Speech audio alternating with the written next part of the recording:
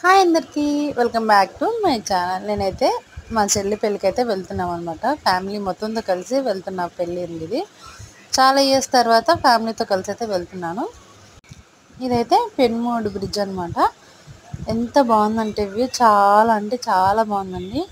ఆగి ఫొటోస్ తీసుకుందాం అంటే వెహికల్స్ అయితే చాలా అంటే ఎక్కువగా వస్తున్నాయి ఫాస్ట్గా.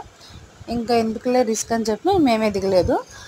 అండ్ రేపల్ చుట్టుపక్కల ఉన్న వాళ్ళకైతే అది చాలా బాగా తెలిసిపోయింది, అది పెన్మోడ్ బ్రిడ్జ్ అని.